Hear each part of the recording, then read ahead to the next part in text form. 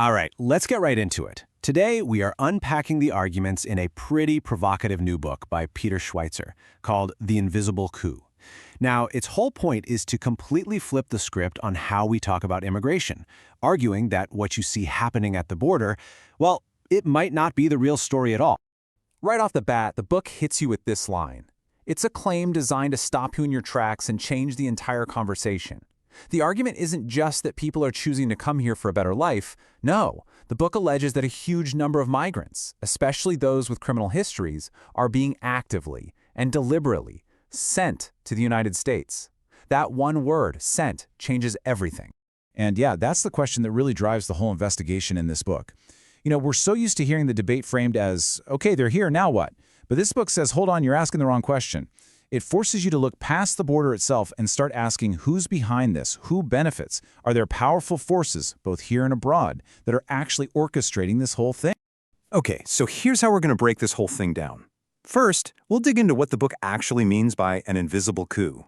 Then, we're going to look at the two main groups it points a finger at, so-called domestic elites and foreign governments. After that, we'll see how they all supposedly connect in what the book calls a migration nexus. Then, super important, we'll give you the context on the author himself, including the criticisms of his past work. And finally, we'll wrap up with the book's ultimate warning about what's at stake.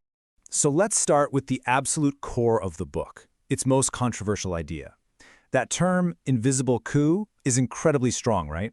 A coup is a hostile takeover of a government. So to understand any of this, we first have to get our heads around what the author means by using a word like that. And here it is. This is the central idea of the entire book.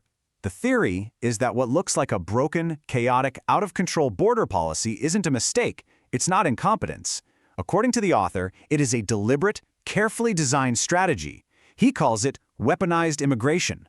The claim is that it's a political tool being used to achieve goals that couldn't be won at the ballot box. So really, you're presented with two completely different stories. The one we usually hear is the spontaneous crisis story. It's a humanitarian issue, people are fleeing hardship, it's a natural flow. But this book argues that's a cover story.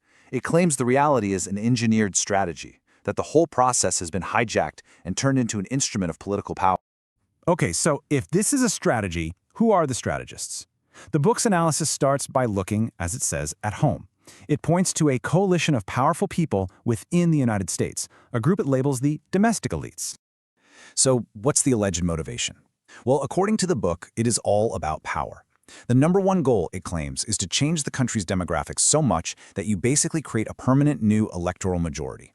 And the key part of that is doing it without having to get permission from the current voters. It's a way to bypass democratic consent.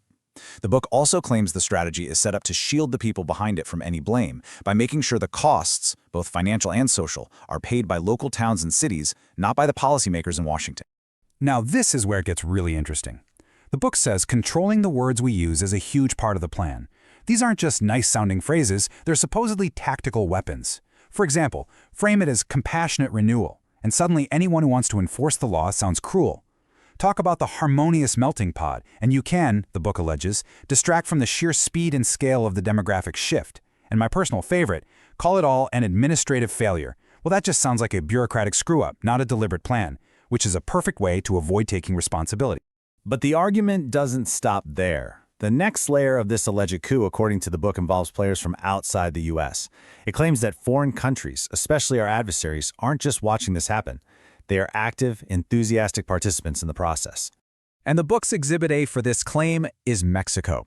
A huge chunk of the book is dedicated to what it describes as a deliberate influence campaign by the Mexican government. The core assertion is that Mexico doesn't see this mass migration as a crisis to be solved, but as a weapon to be used, a source of leverage against the United States.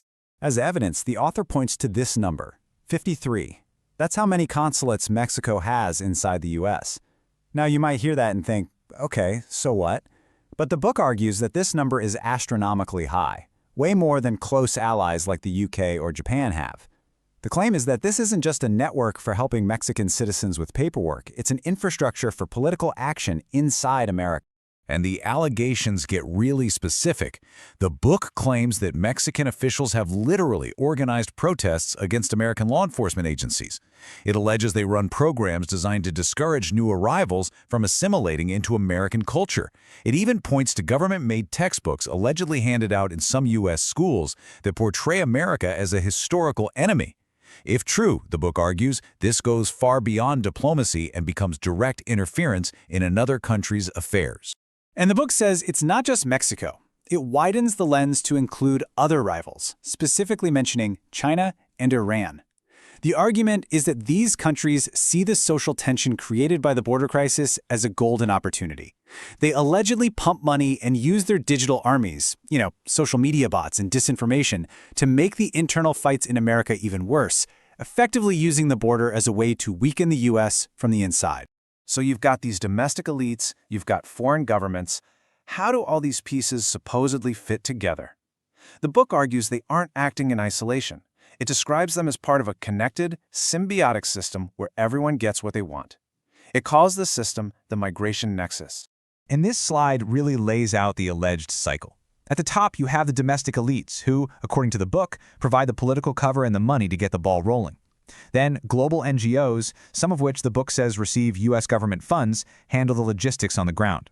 Next, the drug cartels cash in by controlling the human trafficking routes. And finally, foreign powers exploit the chaos to weaken the U.S. The book's point is that each part of this system needs and supports the others, creating a powerful, self-sustaining loop. Now, with claims this big, it's absolutely essential that we take a minute to talk about the author, Peter Schweitzer. We have to look at his background because his work has a history of being both impactful and, at times, very controversial. So Peter Schweitzer is not a newcomer. He's a #1 New York Times best-selling author and runs a conservative think tank, and his work has had real consequences. His 2011 book, which exposed alleged insider trading by members of Congress, was a huge story. It got featured on 60 Minutes and directly led to Congress passing a law called the Stack Act. So he has a track record of investigations that makes serious waves. However, and this is a really important however, his work has also come under significant criticism. For example, after his 1992 book Friendly Spies came out, other reporters claimed that a key source and even a hotel he mentioned in the book simply didn't exist. His 2015 bestseller Clinton Cash was heavily criticized by fact-checkers for what they called speculation, and the publisher had to make multiple corrections to the digital version after it was published. His 2018 book has also been pointed to as a source for the Biden-Ukraine conspiracy theory, so this is all part of the public record that's important to know. So let's bring this all together and look at the book's final, ultimate warning. After laying out all these alleged actors and mechanisms, what does the author say is really on the line? What are the ultimate stakes of this invisible coup? And this is the book's final punch. It says this isn't just a disagreement over immigration policy. It frames this as a fundamental threat to the American system itself. The argument is that this alleged coup is chipping away at the very foundations of the country, things like national sovereignty, the rule of law, and the idea that a government can only rule with the consent of its citizens. So what's the solution? Well, the book doesn't end with a 10-point policy plan. It ends with a call for a change in perception. The author's argument is that the very first step is to stop seeing the chaos as an accident. The first step is to recognize the alleged design behind it all. The idea is to make the invisible coup visible, because only then, the book argues, can a real conversation about fixing it even begin. And really, that leaves us all with a much bigger question. The arguments in the invisible coup are one specific, and yes, one very controversial way of looking at this issue. But no matter what you think of the book's conclusions, it taps into a fundamental challenge facing not just America, but countries all over the world today. In an age where people and money move so freely, and where global competition is so fierce, what does it even mean to be a sovereign nation? How do you define that? And how do you defend it?